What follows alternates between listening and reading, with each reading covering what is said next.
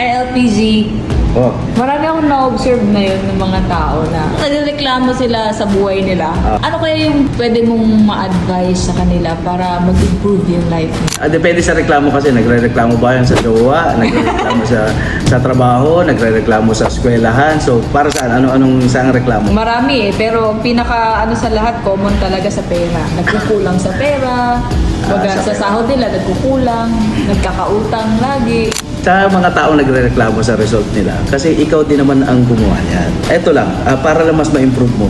Kung halimbawa, saan mo lagi nilalagay yung free time mo? So halimbawa, after ng work, di ba? Alam ko na pag galing ka sa work, ang mindset mo na, ay, uwi na ako, trabaho. Pero may mga tao na nagsimula din na may work sila, pero naghahanap sila ng side hustle. Saan nila nilalagay yung extra time nila?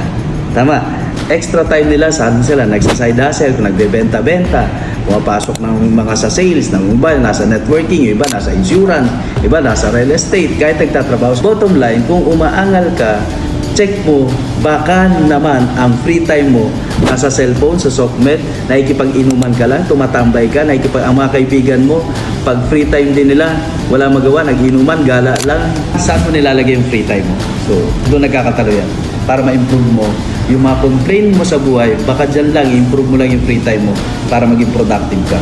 And malay mo, isa ka na sa mga hindi magko-complain at magpapasalamat dahil napanood mo yung video na to.